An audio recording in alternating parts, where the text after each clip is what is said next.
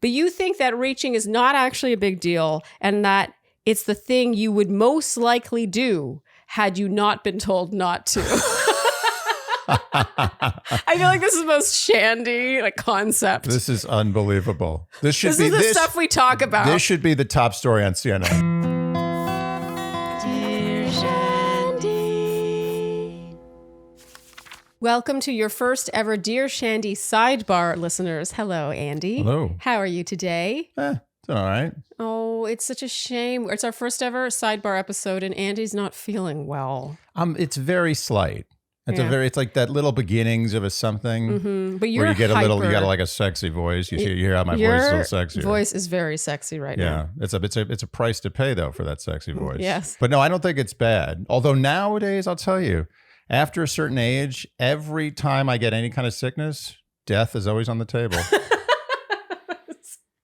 Is that so? Yeah, always. I'm like, well, this is it. Well, I have a question. As you get older, do you find that sickness hits you harder?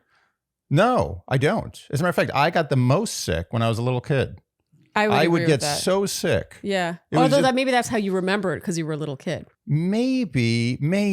Can your memory really be trusted? I think adult Andy could not have handled kid Andy sickness. I believe that. I mean, you are really a wimp with sickness. Okay, thank you.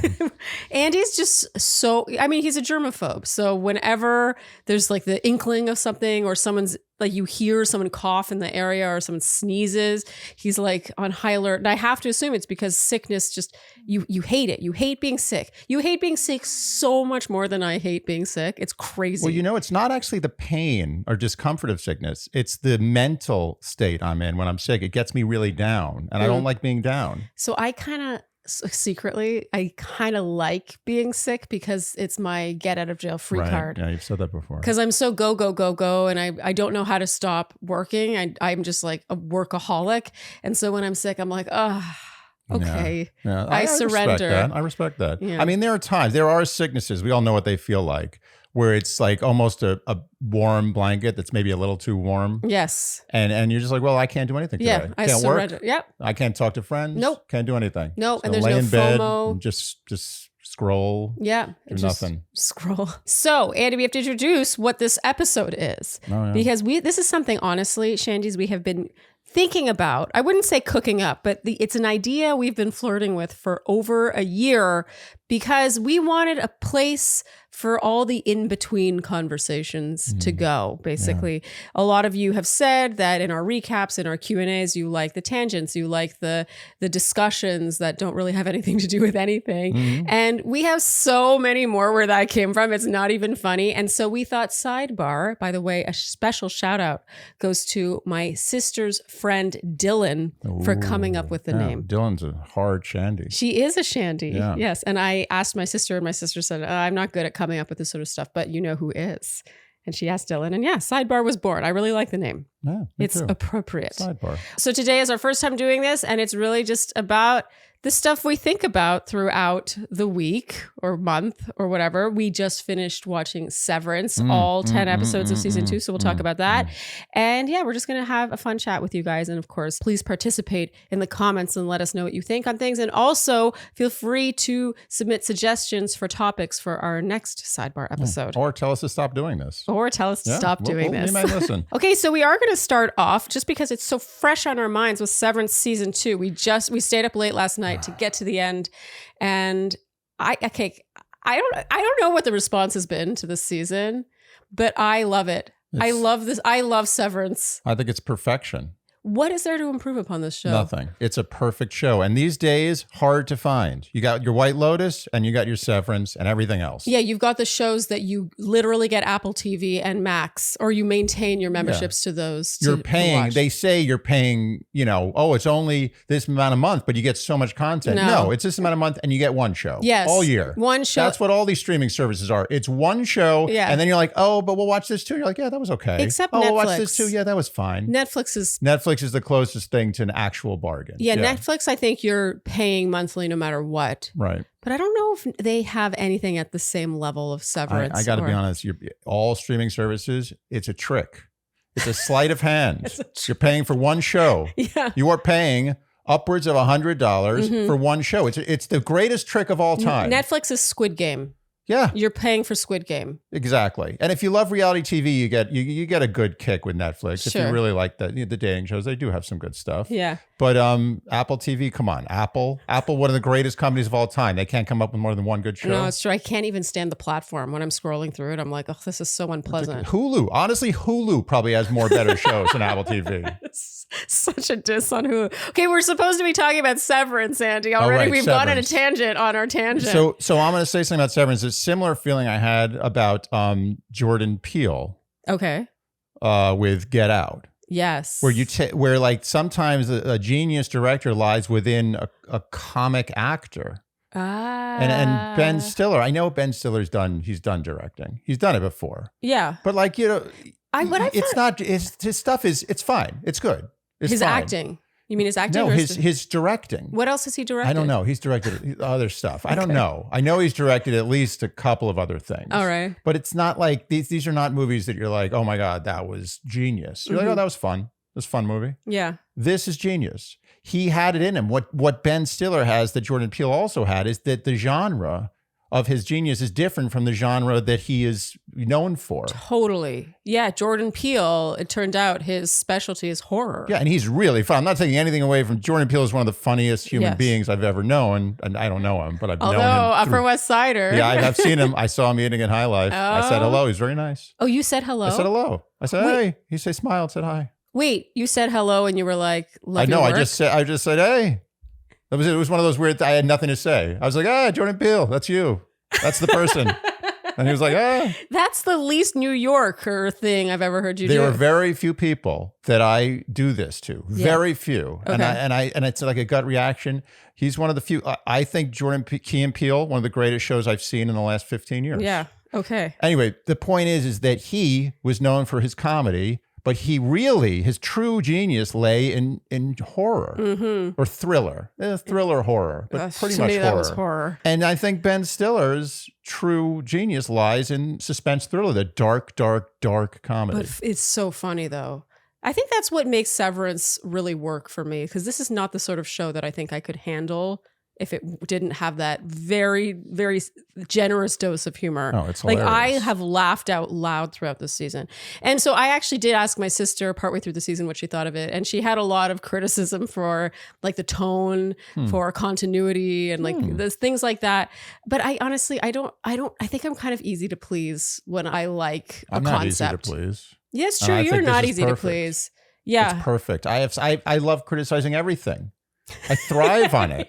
I actually enjoy it. I think that this season could have easily been a letdown from season one. But season one was so great. And you're like, oh, it took them years and years. And they kind of probably didn't know where they were going with it. And they just were like, let's put something out. It's been too long. Yeah. But this was matching up to season one, I thought. Yeah. If not exceeding it. I love that it's a love story. It's at the heart of it, a love story. Well, what's so two love stories. What's so interesting, and I guess, is this a spoiler alert? This Yeah, is well, if skip ahead to the next topic in the timestamps if you haven't seen the finale. this is going to be a nuanced spoiler alert. Okay. It's not full, but if you read between the lines, it's a spoiler. But I thought the theme of this show was going to be that love conquers all. It can transcend dimensions and space and time. It doesn't matter if you're not even the same person, you'll somehow find the love. But interestingly, no, that wasn't the theme. The theme was that, first of all, let's be honest, in the show, everyone in the real world, the Audis, all their lives sucked. It was miserable. It was the Audi world was miserable. What happy scene did we see in the Audi world? No, not one single happy scene. No, it's true. And the innies were like, honestly, fairly happy most of the time. They were kind of like, it was contentment. Well, I thought that was interesting how when Mark S's Innie and Audi were finally communicating via the VHS, and that scene had me rolling. It was so amazing. funny and like Genius. the build. But when he was like, actually, this is not a nightmare. No. It's not. He was like, wait, a night? He's almost 'cause, like he was shocked. He was like, how dare you? There's beauty in simplicity. And also friends. And relationships, yeah. They're such close friends. Yeah. Like I've worked in offices before and they are terrible for the most part, but only terrible if you separate it from the people that you associate with. And I happen to be lucky. Like I always found a good little group of people in offices to be friends with. And there's something wonderful about coming to a place that you all know. You're like, yeah, this kind of sucks. But you're all in it together. Yeah. And you're all friends. And you come in, you're like, yeah, this sucks, but it's you again. And you've that common enemy, in this case, Mr. Milchek and just the general corporation. Yeah, everyone does. That bonds you together, which I feel like is really lacking today in today's society. You know, their life is simple, but their life is also pure, and they can find joy in things that people in the outside world can't find joy in. Because there's so much bounty. It's like, oh, I want to do this, and I want to do this. I want to make more money, and I want to see these people. I want to do this. And I want to rise up in my career. Like all that stuff is out. Now it's just you come in, you look at these numbers, you do some weird thing, and you hang out with these people that you're so well bonded with, and you don't have choice. And the theme here is that your life's happiness is not about all the stuff you have and all the opportunities and all the societal accolades, so to speak. It's really just about being content with the simple things. Maybe not having a lot of choice. Maybe just having a few good friends that you see every day, and you don't have to see them on social media. You don't have to make believe you're going to see them on vacation. Yeah, you're like, oh, let's go to dinner next week. Like, never see them. You just say that every week you see them. You say, let's have dinner. No, you never have dinner. No, isn't that it's so true. How many times in the last month have you made like a sort of promise of a plan with someone, and you're like, both of you kind of know it's not going to happen? No, of course not. It makes me sad. It's sad. So you said that you thought the conclusion was going to be that love conquers all, but it's not. No, it's not. Love doesn't conquer all. The love of the person that you know conquers all. It's the one that's you're close to. Yeah. It's the one in your life. The one that you became close to based on your life experience, the circumstance, being in the right place at the right time. Timing really is everything. Right. I think what's interesting about them is that I feel like their souls are the same. You know what I mean? The innie and the outie, their soul, like who they are, the core of their humanity is the same. But if you add the name Egan, suddenly Helena is a totally different person. And it's also innocence. Yes. It's like they're in the Garden of Eden, essentially. And outside, they've eaten all the apples, all the serpents, and everything's been done. It's been ruined. And there's the value to innocence cannot be underestimated. He's choosing the innocent love over this complicated love that he doesn't know. He doesn't know if he's going to experience it. The guy who's talking to him, he doesn't know if he's a liar. You know why he doesn't know if he's a liar or not? Because he's not an innie. And all the innies are honest. The innies don't lie to each other. Ever. And that's why when John Turturro's character, Irving, caught Helly. Or Helena, rather. He was like, he noticed the subtle cue changes in her personality that seemed insincere. Because in the innie world, no one's insincere. They're always honest. If they're having a bad day, they're telling you. If they're having a good day, they're telling you. They're never lying to you. Adam Scott's character, why do I know their names? I don't know any of the actors' names. Mark S. Mark S. chose the innie life. That was the innocent, pure life. You're saying the innie chose the innie life. The innie chose the innie life. Yeah, but he's going to just disappear. Right, but there had to have been part of him that's like, that's me. I know that's me. Yeah. So yes, I will go away, but at least me as a whole will have this much more interesting, amazing life. But no, he's like, no, the real life is in here. We're innocent. We're babes. This is the Garden of Eden. Like, I don't want that out there. Yeah. Babes in the woods. I would have done the same thing. No question. Really? No question. Who am I? What am I? Being a hero for giving my Audi the life and I get screwed? Yeah. My Audi screwed me. If anything, he should be the one being killed. Oh, okay. I also love the acting in this, and also how everyone on this show, their faces, their mannerisms, like even Mr. Milchek, who could have been, we were talking about this last night, Mr. Milchek could have been a two-dimensional character. But no, he wasn't. When he was like dancing, and then also him on the phone with Mark S. when he called in sick. You can make a case that, Ben Stiller was like, this is what I need you to do. Do this, don't do that. No, do it this way. No, this actor breathed life into that character. Yes. He's the one who made that character. Absolutely. And is genius. So Charlene, fast-growing trees are one of my favorite things. Yeah, that's it. Things. Yes. Things. I was about to put them in a category, but it really is just everything. No, it's one of my favorite things on Earth. Andy loves trees more than anything. And the only thing that could make you love trees more is when it grows fast. And you have the satisfaction of seeing it grow, especially with your tender, loving care. And that's why we love fast growing trees so much. They are the largest online nursery in the US. And so you can buy any shrubs, fruiting plants, flowering plants, house plants. You can buy them all online. And here's the best part.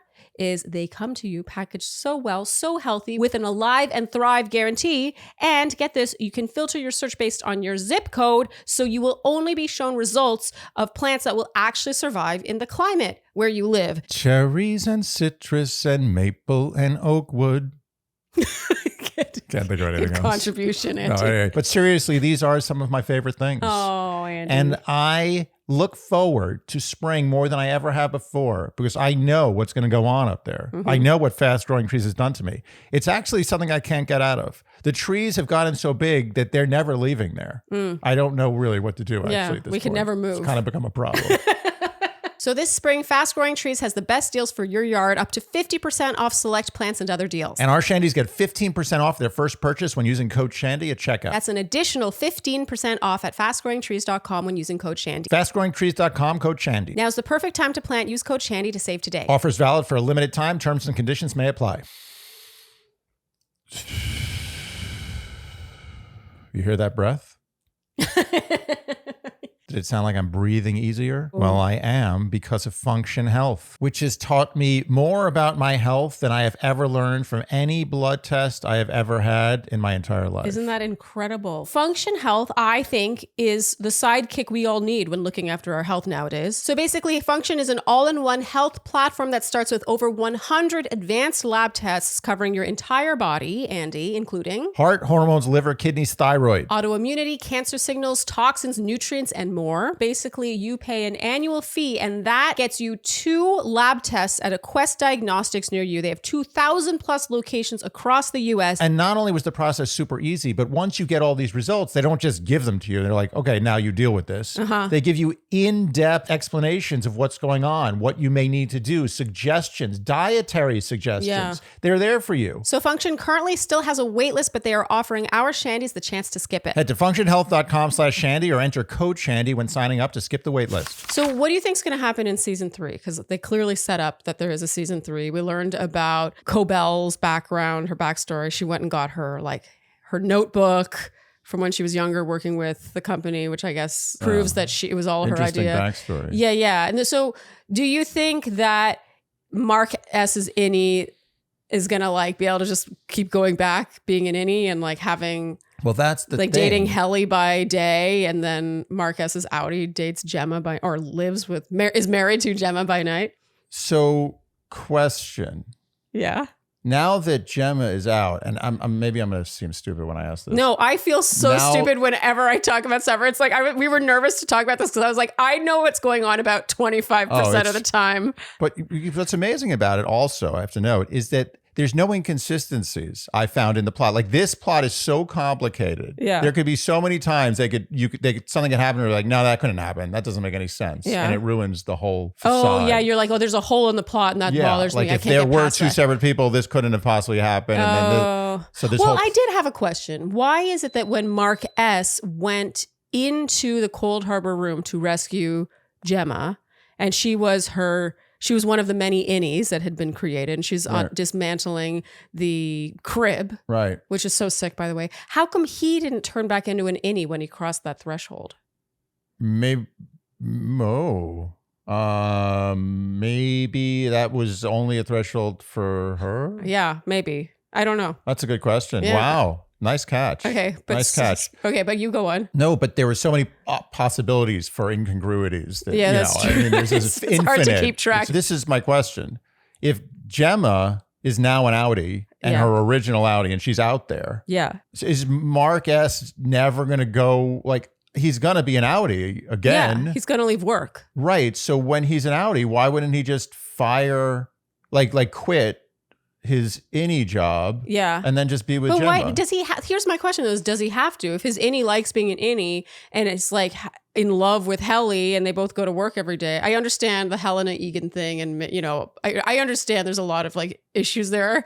But isn't there a world in which he could just Do both? So in other words, It's a win-win if his Annie likes going to work. I see what you're saying. So he gets the money and he, he gets the women, he gets the money. Yeah. And I guess he lives happily ever after Yeah. with his innie living happy. So he actually gives his innie the gift of life. Yes. Gives the innie the gift of love. And on the outside, he has what he wants. Yeah. And he has money. And he doesn't have to go to work. Oh, you're right. So where's the plot go? Well, I mean, I don't think this is sustainable. To apply us to this, if you were Helly on the inside and I was Mark S on the inside, there's no question I would stay with you. It's insane. If someone came to me, meaning someone myself on the outside came to me and said, no, this is the one you actually love. This is our wife. Yeah. I'd be like, go to hell. I don't care. Who is this person? I don't know anything about this person. I don't even like her. You know what's so cool is that you're not really sure who the hero, like you're pretty sure that Innie Mark S is the hero,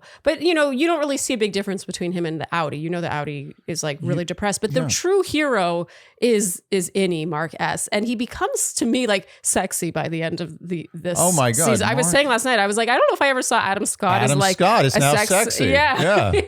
He's just like a badass. The innie is clearly the hero, and you don't realize that until the very last 20 minutes of the finale. Yeah. Okay, we can move on from Severance. 10 out of 10. We have no 10 notes. out of 10. Few things that I have watched have made me think the way this has. I think Get Out was one of the things that made me think. Yeah. Another one was what's that one that Leonardo DiCaprio was in the movie about?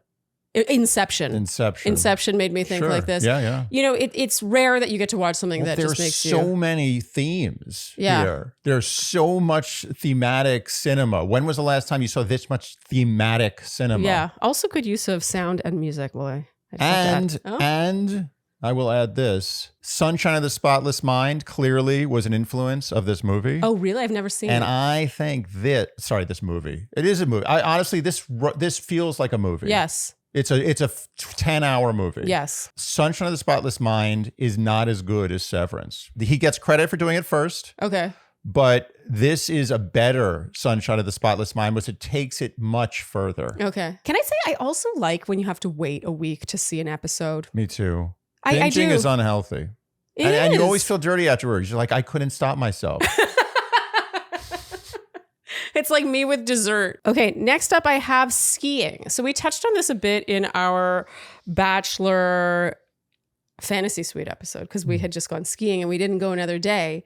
But we got talking about, first of all, how the effort of skiing, like how the amount of effort do you continue to do with that at a certain point? Do you enjoy skiing so much that you're going to pay, what was it at Whistler? Over 300 Canadian dollars for one lift ticket?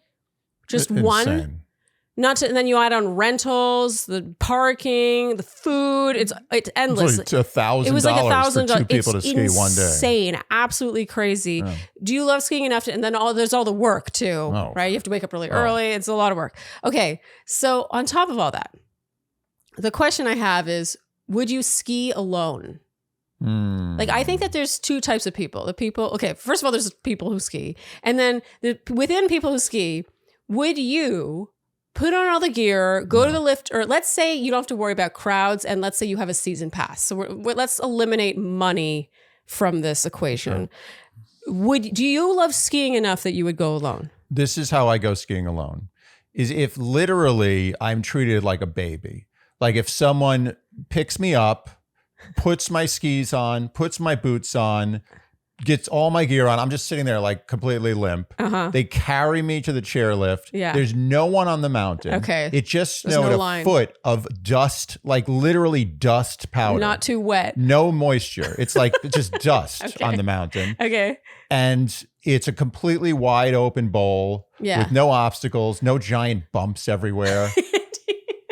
You sound like you don't like skiing. No. But this is the thing. That's alone, which proves that skiing really is a social. For me, at least, it is a social sport. It's like golf, for example. How many people go and just golf alone? Actually, there are some people. If you love golf, that's fine. But if you love skiing, that's fine. Yeah. But I respect it. Whenever I see someone who's clearly skiing alone, I'm like, wow, that's amazing. I wish I loved this that much. I respect it, but we're talking about the general population. I think a vast majority of people who ski would only ski in a social social situation Yeah. with their family, with their friends, old friends, whatever it is. Yeah. I compare it to this guy, the guy who surfed. I told you about this guy who surfed Mavericks. Tell the Shandies. So there's this guy, I forget his name. I forget. Okay, but he's a big famous surfer. He's a famous surfer. And he used to surf this point called Mavericks off the coast of California. I forget exactly. It's like maybe Santa Cruz. I forget where it is, but it's California. And Mavericks is a terrifying break. It's like 20, 30, 40, 50-foot waves breaking in a way that's difficult to surf. And he discovered this place. And he used to go there for years by himself. Oh my God. With no ski tow. You know how they tow people into giant waves was you can't paddle fast enough because the waves move too fast? Yeah. He would self-paddle out there by himself, 20, 30, 40-foot seas, waves, bad weather, good weather, cold weather, by himself for years until people finally were like, he was trying to get his friends. He was like, come on, it's a great break. They're like, Finally, people started coming. Then it became a huge break where it's like surf competitions are there, big wave surf, and it's famous. Okay. That guy loved surfing. That guy. And he also became one of the best surfers in the world. Well, he was at the time. I mean, he's just a famous surfer, but he is a man who loves surfing, and he is also a special kind of person. Yes, okay, that's my question. Like, I think that, especially when it's that dangerous, it reminds me a bit of that, who's that famous mountain climber? Alex Arnold. Yeah, like there's got to be something missing, right? Like there's a chip missing. No, or a chip added. Maybe he is way more enlightened. Think about the enlightenment it takes to go out there. No one's like, yay, good job. You surfed a 40-foot wave by yourself. No one's cheering you on. No. You can tell people about it, but they won't. They'll be like, no one cares. Yeah, dude, whatever. Unless it's caught on video. No one, it's like going to the Sphere and telling people about the Sphere. It's like, no, you don't understand. There's speakers everywhere. Stop telling me about the Sphere. So he is to me, a great human. He has figured it out. Yeah. He doesn't need any people around. Well, what's interesting about that is the ego. Most people, I think there's more ego than what they seem to have. It's like the added chip is more like, is it self-satisfaction? Is it wanting to be the best in the world? It's the purity of self. The ego that he no longer has, his ego is not part of the game. It's just his instinct. He's like, I want to surf big waves, not because other people like to surf big waves, not because other people think better of me because I surf big waves, not because girls want to have sex with me because I surf big waves, because I love the ocean and I love to surf big waves, period. What is that like? Genius. What is that like? He's enlightened. He's up there. Yeah. He's Buddha level. Anyway. Especially when it is truly like life. You're risking your life every single time. He risked his life on every single time. wave. Yeah. He risked his life for years alone. Oh my God. Alone. Okay, so in conclusion, what were we talking about? Oh yeah, the social aspect of these things. And we think that the social aspect is a kind of a defining line, because I think we both enjoy skiing and snowboarding, but we would not do it alone. The reason I brought up the surfing is the people among, I always like to talk about big waves any chance I get. I know, you're getting all excited. But the people who ski alone and will volunteer and sometimes will even turn down offers like, oh, let me go ski. They're like, no, I got something else to do. And they lie and they go skiing by themselves instead. Yeah. Those people love skiing. Yes. And the only people who really love skiing are the ones who do it alone. It's my opinion. Okay, so when we got talking about the doing things alone thing, we went on another tangent. And I want to hear what the Shandies think about laughing. We felt like skiing alone is like laughing alone. Oh. It's like, so you laugh because you genuinely found something just funny in a way that like hit you and you found it funny. You didn't need to be told to find it funny. Laughing alone is the best laugh. But what's interesting is it's very rare. It's very rare because laughing is a social thing. Monkeys do it. It's like chimpanzees. I don't know if like monkeys do it, but chimps, I know chimps. They laugh? Laughing is like a social, it's like basically a social, I forget, I read about it once and I forgot everything. It was an interesting article, an article that I don't know what it was. How about if we find it, we'll link it in the description. But it's a social bonding thing. Yeah. It's like you're basically saying like, this is a deep level of understanding we have.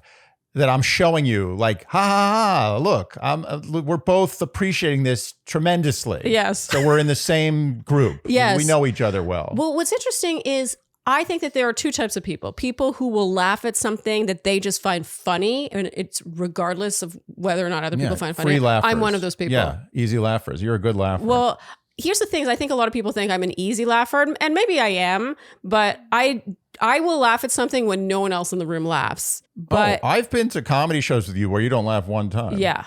And everyone in the room is laughing. Yes. You are a particular laugher, but when you feel a laugh, you never hold back. Yeah. I have like a loud, like, you have a good laugh. I love your laugh. It's one of the things I love most about you. Oh, thanks. Are you kidding? I got a permanent laugh track all day long. Huh? Well, how about you? Do you think you're the kind of person who will laugh at something? No.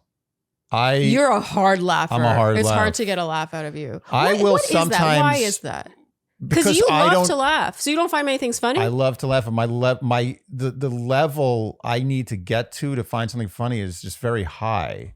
And I'm not giving myself some kind of credit. I'm not saying I'm such a connoisseur of comedy. It's just that for me to feel that feeling of uncontrollable laughter, like it's like a sneeze, you're just like it has to be like funny. I think you are to laughter as I am to music, meaning because it's what I do, I can't help but be really picky about it. I have a hard time listening to music that I just don't think is really interesting music. And I think you have a hard time laughing at something that you don't find extremely funny because you speak humor. That's your thing. Yeah, I have a great disrespect for humor that's cheap, subpar, or like, sort of proppy. Yeah. Oh, Andy hates hacky proppy humor. Actually, you don't mind hacky humor. Forced humor. You don't like proppy humor. I do not like proppy or hacky humor. But there are some comedians that I laugh to tears throughout the whole set. Like an hour. There'll be pauses. I'm not like a lunatic, but I'll laugh the whole time. So it's not like there are.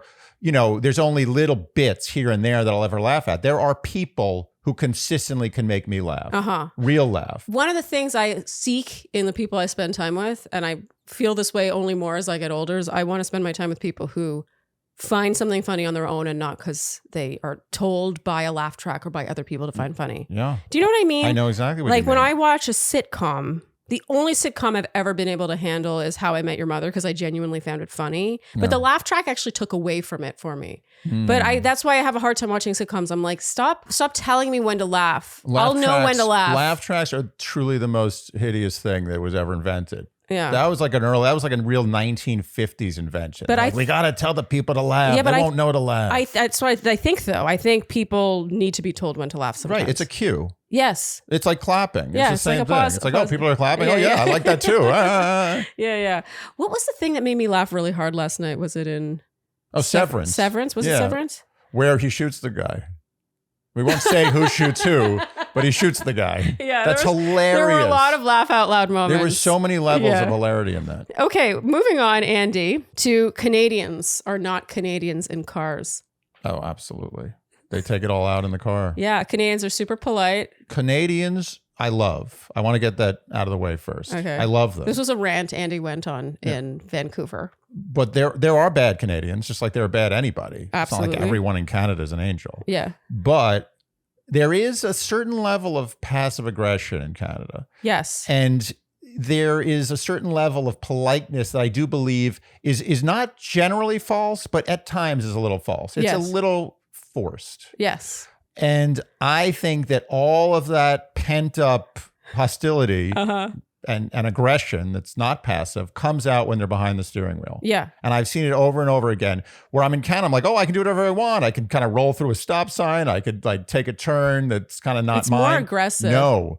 They get pissed. Yeah. And there's honking and there's... No, but the thing is they'll do it to you. They are the ones who drive aggressive. They don't let you in when when you urgently need to change lanes or something. It's insane. I could literally be online, like... Online? I could be online? You mean inline? Inline. Don't be so New York. New Yorkers say online. No, it's inline. Online is the internet. Ruined it because when I used to say online back in the 80s, no one gave me trouble. Now you go online. Now it's like, oh, you're online the internet or you're on the line. Oh, we're already on another topic. But Shandy's, let me know if you agree with me or Andy. You wait in line. Yeah. Sounds correct, doesn't it? Or Andy thinks it's you wait online at the pharmacy or wherever. This is going to be a Canadian-U.S. thing. No, it's not. It's not I think it's a New York thing. It's a New York, rest of America thing. I think you're right. Yeah. Anyway, getting back to the you point. Don't wait on the line. You're not on top of the line. You're in the line. You are one of the people in the line. In a line. I agree that grammatically it seems more correct to say in line. Okay. So if I'm in line at the grocery store and I'm in Canada, And I start telling the person in front of me, like, listen, hey, I don't mean to interrupt you. I know, you got your day ahead of you. You got groceries, but I actually am in need of a kidney. And you seem like a nice person. I was wondering if you'd be interested in, giving me a kidney. That person in Canada, honestly, would entertain the conversation. It's insane. But in a car, if I am in a line or if I'm in that lane, you know what you do. You always try to get as much out of that lane you're not supposed to be into before you get into the main lane. Yes. Everyone does this a little bit. Who gets into that lane before the first thing they do? They always try to get a little extra. Okay. I feel like you need to be more clear about what we're talking about. You're talking about in a car when a lane is merging with another lane. What you're saying is you are in the lane that is going to disappear shortly for as long as you can be before you switch into the other lane. See, I think that's a dick move. No, I am not like that. I'm not the dick. There's 3 types of people. There's the people who see that merge lane and the second they see it, they get into the traffic lane. That's me. That's you. Then there are the people who say like, you know what? Everyone's doing it, so I'm going to get a little extra. I'm going to get an extra 100 meters, and then I'm going to come in. That's me. And then there are the dicks.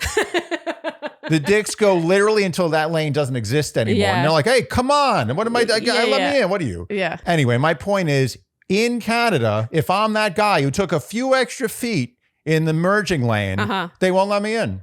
Well, and then when they do let me in, they give me attitude. Well, They're like, I wouldn't be as a Canadian. I kind of think you deserve it. Yeah, but in New York, you they don't knew even that do lane was ending. You knew. What you were doing was you were trying to get a bit ahead of people who you're expecting a favor from. I agree it's not the best behavior. I'm just saying that in other parts of the country, I can get away with that. Okay. Hey, Andy, catch. What is this one? I don't use this. That's the tinted OS1 shield. Your OS1 shield is not tinted. Oh. Yes. So why don't I have tint? Do you want tint? Will I look weird with tint? It's up to you. Okay. I don't think I'm going to try the tint. Okay. So OneSkin, clearly we are all souped up with our OneSkin products. We love OneSkin because OneSkin is not only wonderful skincare that agrees with our skin, but it's also revolutionary. It is scientific. It is groundbreaking. Thank you. Because OneSkin was founded by 4 skin longevity scientists. That's kind of a big deal. It is. They have developed the proprietary OS1 peptide, which, get this, combats the senescent cells, aka zombie cells in your skin. We all have it. And these zombie cells contribute to sagging, fine lines. They are considered dysfunctional cells. And not only are they aging your skin, but they're also affecting the healthy cells around them. So by combating those senescent cells, you could literally reverse your skin's biological age. Cue mind blown sound effect.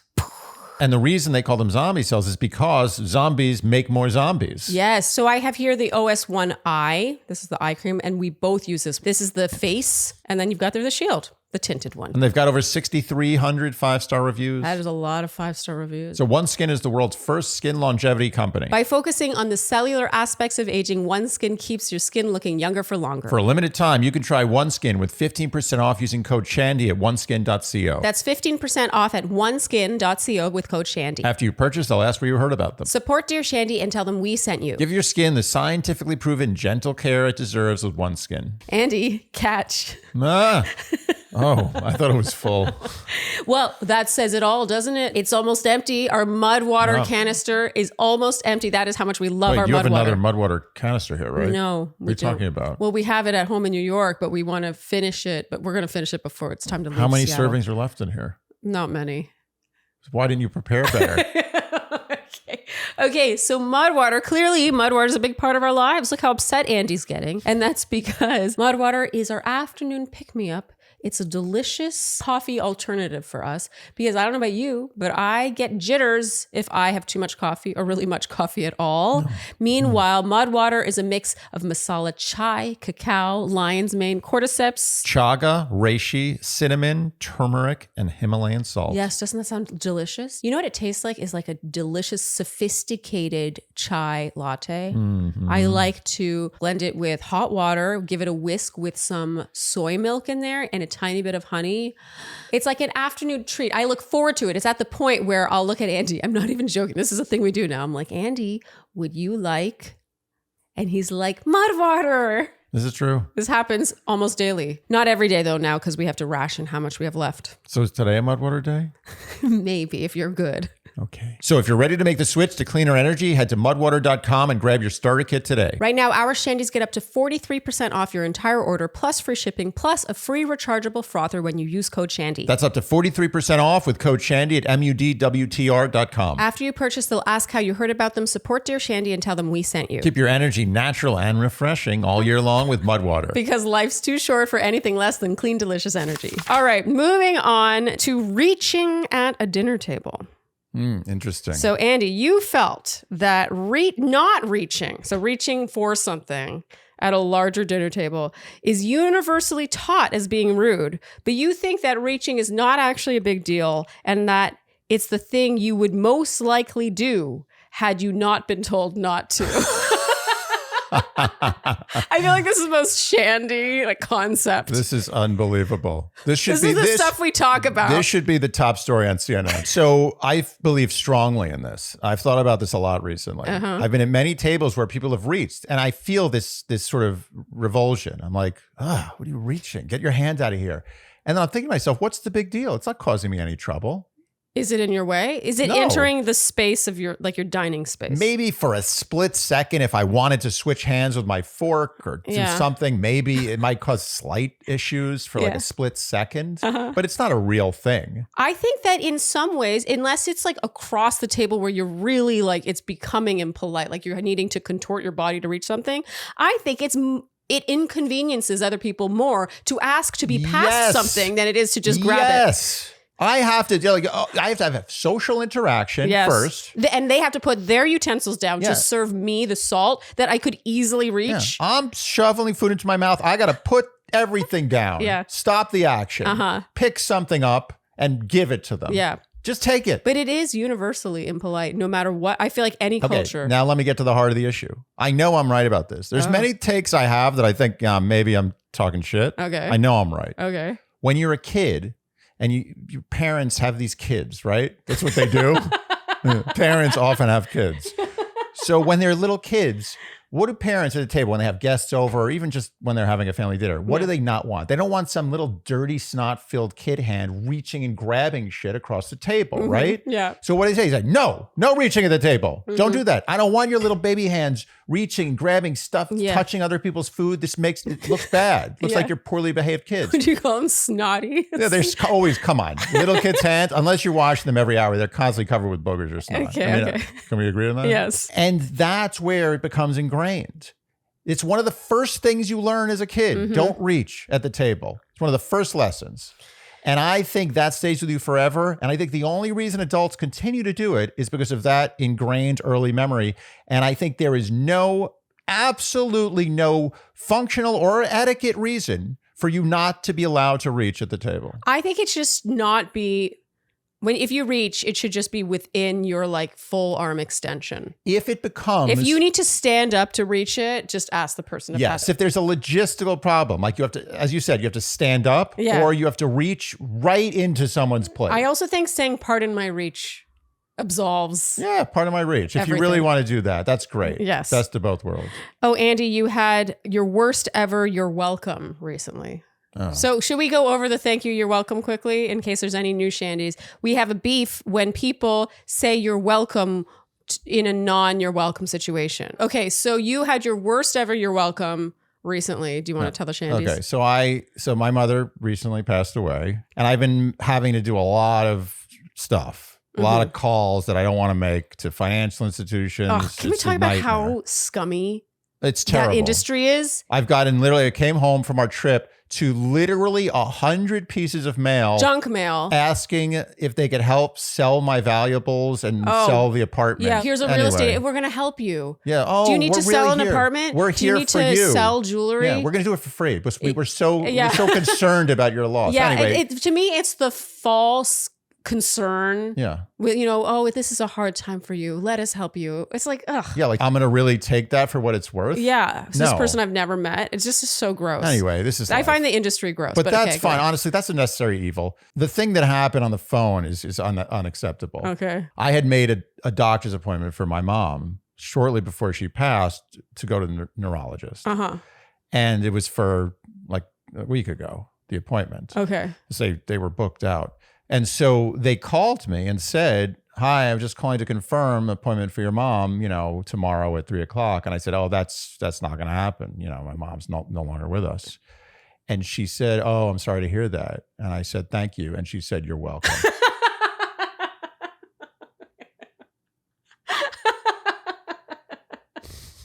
Okay, so I think, we're taught, sort of like not reaching at the table, we're taught that whenever you hear the words thank you, you automatically say you're welcome. Critical thinking. I don't care if you've never been to school in your life.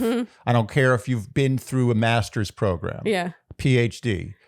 Think about the situation. Okay, so if anyone is listening to this and they're like, well, what else are you supposed to say? Nothing. You say nothing. You move on. Yeah. Okay. You're not giving someone something. No. By saying, I'm sorry for your loss. Yeah. As a matter of fact, I'm going to take it a step further. Ooh. I don't like hearing I'm sorry for your loss. Even though I know the intentions are good, I'm not saying, I am not maligning people who say sorry for your loss. That's a tough one. No. I'm going to, just let me finish. I completely What are they supposed to say instead? No, just hold on a second. Okay, sorry. I feel that when I hear that, or something like, oh, that must be difficult. I'm sorry. That's really got to be anything that's about how I'm going through a hard time. It reinforces the sadness and the difficulty of the experience. And on the spot, I can't think of a better thing to say. Okay. Maybe like, oh, I'm sure she lived a great life. I don't know. I'm sure. Did you say? Yeah, but is that not as empty? Because they don't know. I'm sure she lived a great life. That's empty too. This is what I say. There's nothing else. I don't fault. It is. I say it too. I'm so sorry, or I'm sorry to hear that. Is plenty. I'm sorry to hear that. I'm sorry for your loss. And I know, okay, there's a couple of things. And I've said it a million times, so it's not like I practice what I preach. Okay. I just feel like there's a better way to do this because I don't like hearing it. When I hear it, it's like, oh, I lost something. You're right. And you're sorry. Oh, so I should be sad. So it's kind of an extra ping of sadness. It brings me down a notch. Every single time someone says that? Every time someone says, I have to disconnect. When I know it's coming. Because I'll hear, it'll be a conversation where I'm about to have to say that. Yeah. And they always say the same thing. Oh, I'm sorry for your loss.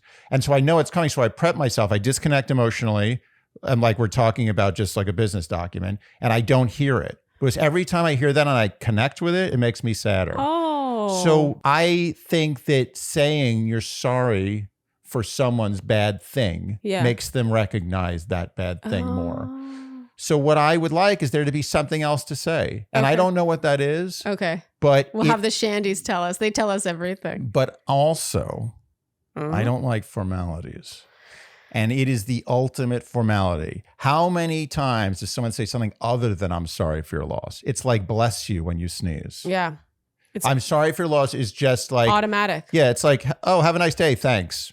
Same thing. It's just a reflexive, I'm sorry for your loss. And let's move on. This one is about our dog, Ruby. Oh, nice. We had Ruby doing tricks, and we were wondering if when we ask her to do tricks, she sees it as a transaction. So she does the trick, we give her the treat, or if she has any awareness that she is delivering entertainment. Because, we'll like react, we're like, oh, laughing, and like it's just like there's a lot of engagement. Or is she just like, I'm doing this thing, it gets me the treat? Or the other option, which is in a way the cutest, is I'm doing something that has utility.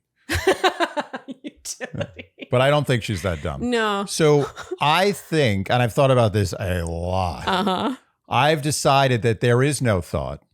It's just that I think monkey it's see, monkey do. I think it's pure transaction. This is the closest thing to instinct. It's just like, for some reason, when I roll over, I get food. Rolling over equals food. I'm going to roll over. No thought put into it. I want to imagine that she realizes that what she's doing is entertaining because it is so adorable. Like the rollover in particular. It's so we've adorable. taught her how to do this pray thing where she's just like this. And it's so cute. God. And we have a big reaction. But I think all she's thinking is food. It's just food. There's no nuanced thought there. I think overall, her goal in life is to keep us happy.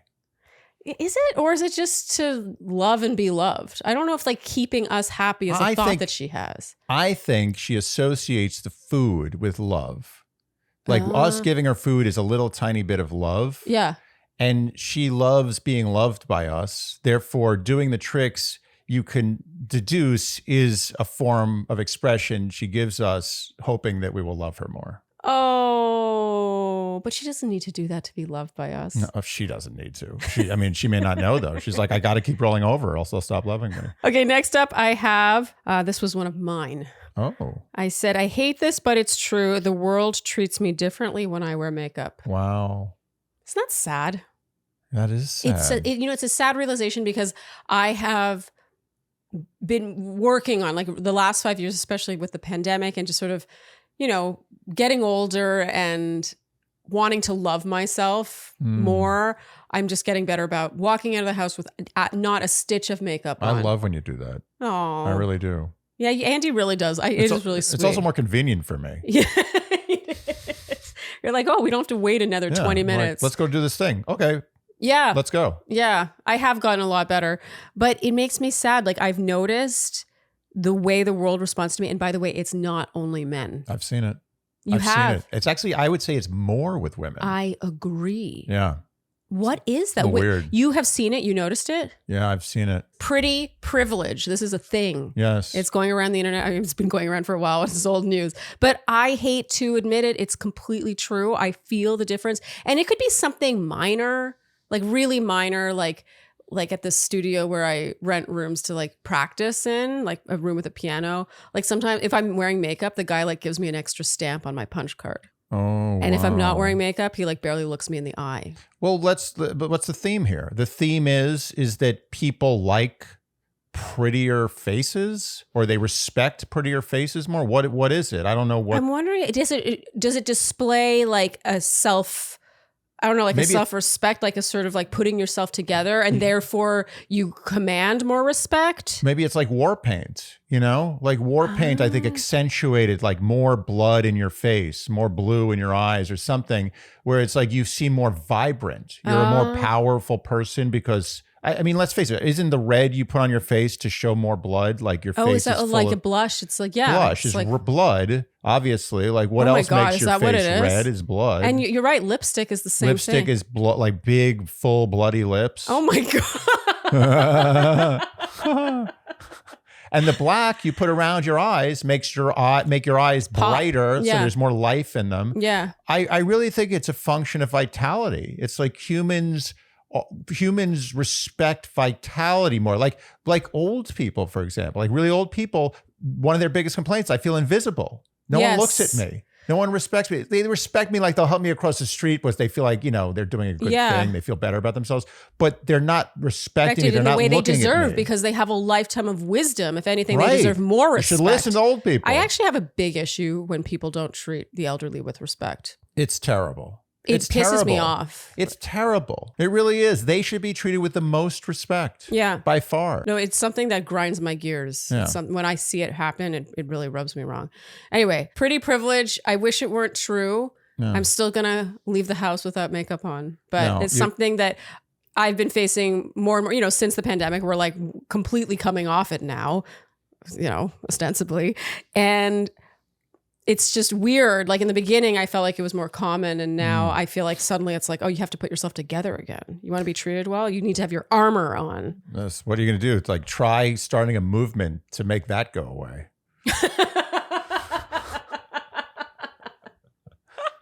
Unfortunately, I'm not that ambitious. Okay, Andy, that's a wrap for Sidebar, our first ever Sidebar. Shandy's, let us know if you like this sort of thing, if you have suggestions, if you have thoughts rattling around your brain. You're like, I want to hear what Shandy thinks of this. And also we can bond over things we all don't like. And often don't talk about. Yes.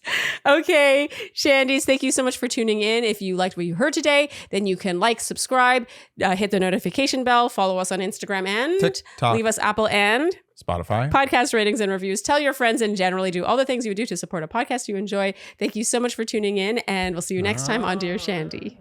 Okay. Speak of the devil. Hi, Boo Boo. Ruby. Come on. Oh. Yay. Remember when Shandy said that we were being bad by making her choose? Oh, she likes to choose. Ruby, come to mommy. Come to mommy. Come to mommy. Yes. Oh. Yay. See, no treat. No treat, just love. No treat. Just love. She just wants to make us happy. Just love. Thank you so much for tuning in, and we'll see you next time on Dear Shandy. Bye-bye.